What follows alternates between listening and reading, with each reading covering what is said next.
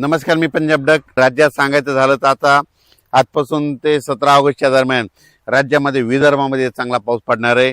मग विदर्भामध्ये नागपूर, वर्धा, भंडारा, गोंदिया, चंद्रपूर, यवतमाळ, अकोला, बुलढाणा, वाशिम, हिंगोली, त्याच्यानंतर जळगाव जिल्हा, धुळे जिल्हा, नंदुरबार जिल्हा आणि मालेगाव आणि नाशिक. कशामुळं एक कमी दाबाचा पट्टा आहे ते आता जाणार आहे. त्याच्या पाठीमागे दुसरा एक आहे, दोन कमी दाबाचे पट्टे ते मध्य प्रदेश मार्गानं इकडे गुजरातकडं एक राजस्थानकडे जातील. त्याच्यामुळे काय होईल, त्या सीमालगत पाऊस पडणार आहे म्हणून हा अंदाज लक्षायचा. त्याच्यानंतर मराठवाड्यात देखील आज असं जिथं जिथं तांबडा आभाळ झालेलं ना तिथे ह्या 2-4 दिवस 17 तारखेपर्यंत भाग बदलत विखुरलेल्या स्वरूपाचा पाऊस पडणार आहे. मोठा पडणार नाही, ओढे नाले वाहणारा मुसळधार असा नाही पडणार, पण अर्ध्या घंट्याचा, 1 तासाचा, 20 मिनिटाचा, 10 मिनिटाचा पाऊस पडणार आहे. पिकाला झोपला असा पाऊस पडणार आहे म्हणून हा अंदाज लक्षायचा. आणि त्याच्यानंतर पश्चिम महाराष्ट्रात देखील काय होणार आहे, तिकडे देखील सरीला चालू राहतील, खूप काय मोठा राहणार नाही म्हणून अंदाज लक्षायचा.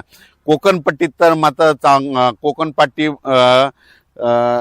कोल्हापूर पासून ते पालघर पर्यंत मात्र 18 ऑगस्ट पर्यंत चांगला जोराचा सरीव सुरू राहतील म्हणून हा अंदाज. कोकण पट्टीपासून ते पालघर पर्यंत ह्या सर्व 7 जिल्ह्याच्या शेतकऱ्यांनी लक्ष द्यायचा. पण त्याच्यानंतर तुम्हाला एक सांगू इच्छितो, मग राज्यात आणखीन परत मोठा पाऊस कधी येणार आहे तर सप्टेंबरच्या या ऑगस्टच्या शेवटच्या आठवड्यात मात्र परत एक विदर्भातच मोठा पाऊस राहणार आहे म्हणून हा अंदाज लक्षात घ्यायचा. कारण की एक कमी दाबाचा पट्टा तयार होईल आणि ते पाऊस काय होईल, पूर्व विदर्भ आणि पश्चिम विदर्भात धुमाकूळ घालील. आणि मराठवाड्यात काय करील, मराठवाड्यामध्ये मग तिकडं मुसळधार पाऊस पडला तर इकडे रिमझिम पाऊस पडेल. फक्त राज्यात काही भागातच आणि काही जिल्ह्यातच पाऊस पडणार आहे. आणि त्या भागाचं नाव सांगतो.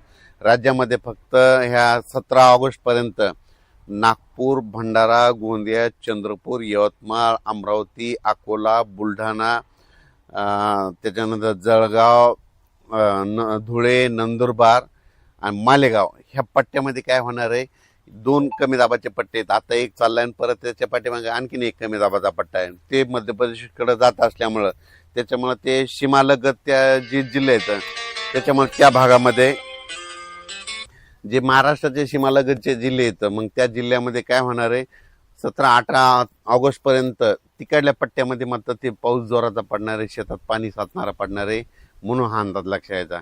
पण त्याच्यामध्ये मग आता मराठवाडा आणि पश्चिम महाराष्ट्राची काय परिस्थिती, तर आधी सुरुवातीला काय करू, जे वंचित जिल्हे आहेत, एक सोलापूर जिल्हा, धाराशिव जिल्हा, लातूर जिल्हा, बीड जिल्हा, सांगली, पंढरपूर त्या परिसरामध्ये मात्र 14 ऑगस्ट 15 ऑगस्टमध्ये ह्या 2 दिवसामध्ये भाग बदलत पाऊस पडणार आहे आणि पिकाला लागल तसाच पडणार आहे आणि शेतात थोडंफार पाणी साचणार पडणार आहे म्हणून हा अंदाज लक्षात यायचा.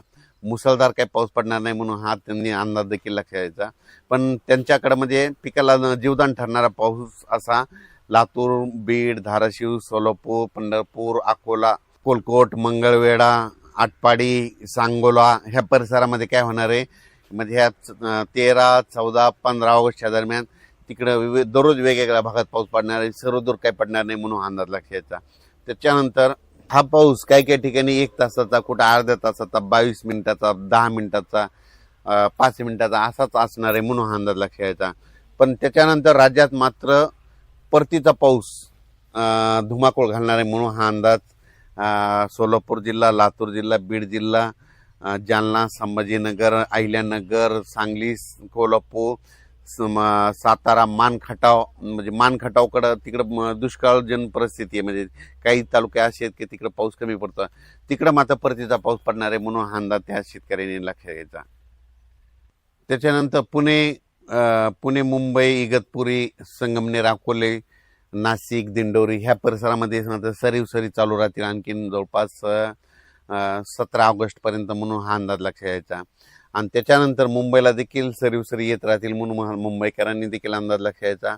पण जास्त पाऊस सगळ्यात जास्त भंडारा, गोंदिया, चंद्रपूर, यवतमाळ, अमरावती, मोर्शी त्या परिसरामध्ये, अचलपूर, दर्यापूर, त्याच्यानंतर परतवाडा, आकोट, अकोला, त्याच्यानंतर इकडं शेगाव, खामगाव, त्याच्यानंतर जळगाव, जामोद घाटाच्या खाली नांदुरा, मलकापूर, त्याच्यानंतर जळगाव, रावेर, त्याच्यानंतर इकडं धुळे, नंदुरबार ह्या पट्ट्यामध्येच काय होणार मोठा पाऊस पडणार आहे. शेतात पाणी साचणार पडणार आहे म्हणून हा अंदाज लक्षात घ्यायचा. काही ठिकाणी वड्याला पाणी देखील येणार आहे म्हणून हा अंदाज देखील त्यांनी लक्षात घ्यायचा. आणि मराठवाड्यात माझा परभणी